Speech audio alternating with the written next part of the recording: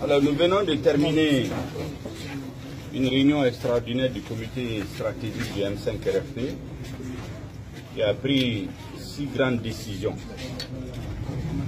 La première, c'est que nos avocats nous ont rendu compte que la plainte contre ceux qui ont ordonné aux forçats d'aller tirer sur des Maliens dans la rue, dans les maisons, dans les lieux de culte, pour tuer 23 Maliens et en blesser plus de 150. La plainte contre eux auprès des juridictions nationales a été déposée. Une plainte est en voie d'être déposée auprès de la Cour pénale internationale contre eux. C'est une affaire qui tient particulièrement les M5 à cœur parce que nous ne pouvons pas accepter que l'argent du contribuable utilisé pour équiper nos forces armées de sécurité pour combattre le terrorisme, que ces armes soient retournées contre des Maliens à main nue. La deuxième décision que nous avons prise, c'est de nous féliciter et féliciter la jeunesse du M5-RFP pour son courage, sa détermination et la réussite d'une façon intelligente de la désobéissance civile, en faisant tout pour ne pas indisposer les citoyens. Nous avons aussi décidé de remercier les citoyens maliens de tous bords qui ont fait preuve de compréhension par rapport à la mise en œuvre de la désobéissance civile. Qu'ils comprennent que cette désobéissance civile est un élément de la lutte que nous menons pour que le peuple malien puisse s'épanouir conformément à ce qui est prévu dans la Constitution de la République du Mali. Autrement dit, dans une république démocratique, laïque, et non sous le joug d'une oligarchie qui a pris notre peuple en otage. Je crois que la majorité des Maliens a compris le sens de notre combat et c'est pour cela qu'elle a fait preuve de compréhension vis-à-vis de nos militants. Nous avons aussi dit qu'il faut remercier nos militants parce qu'ils ont fait preuve de retenue et de compréhension vis-à-vis des forces de l'ordre.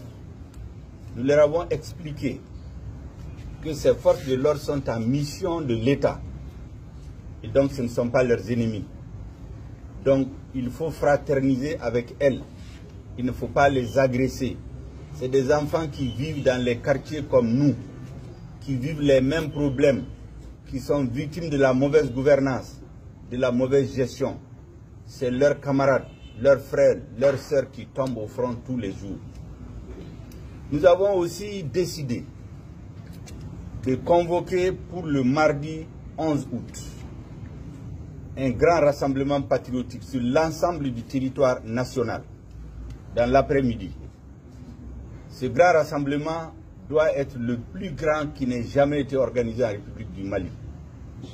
L'objectif, c'est de montrer à la communauté internationale, au peuple malien dans toutes ses composantes, que le combat du M5-RFP est juste et que le M5-RFP obtiendra la victoire du peuple malien parce que précisément ce combat c'est pour l'intérêt supérieur du peuple malien, c'est pour sauver la nation malienne, c'est pour sauver l'État malien. Pour réussir ce grand rassemblement, il a été décidé de repartir les membres du comité stratégique entre les régions du Mali.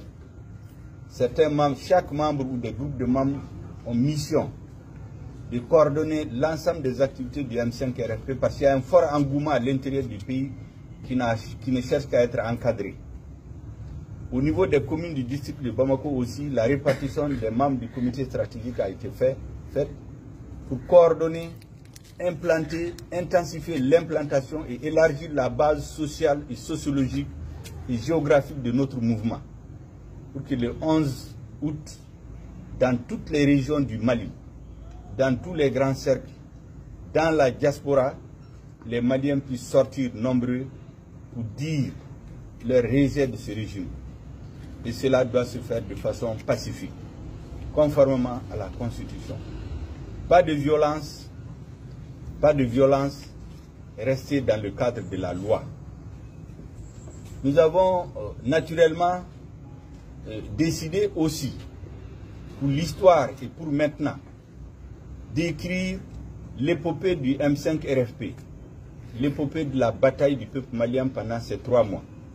Il sera donc édité un livre blanc sur le sens et les étapes et la finalité du combat du M5 RFP. C'est un combat pour le bonheur du peuple malien. C'est un combat pour sauver la nation. C'est un combat pour l'avenir. Les jeunes qui se battent aujourd'hui, c'est pour eux que cette bataille, si elle aboutit, elle leur permettra de construire un avenir meilleur. Ce livre blanc servira à expliquer à l'intérieur du Mali, à l'extérieur, auprès des missions diplomatiques des pays amis du Mali, auprès des parlements étrangers, auprès de l'opinion nationale étrangère, auprès de la presse étrangère, le sens du combat du M5 RFP, la nature du combat, les étapes et la finalité qui sont visées. C'est pour contrer la propagande insidieuse du pouvoir qui consiste à faire croire que le M5 RFP, c'est un mouvement organisé autour de l'imam Dicko, dont la finalité est d'installer un État islamique au Mali. Nous avons vu ces affabulations lors du sommet des chefs d'État de la CEDEAO. Et donc, nous voulons non seulement sur le plan intellectuel, sur le plan conceptuel, sur le plan organisationnel, mettre tout cela en musique pour donner un nouvel espoir au peuple malien, pour que tout le monde comprenne qu'il y a une véritable alternative à la gestion actuelle. Et cela va être exposé à un point de presse vendredi prochain, vendredi avant de lancer les opérations d'organisation pour le grand rassemblement du mardi 11 août 2020. Merci bien. D'ici le vendredi, quel en sera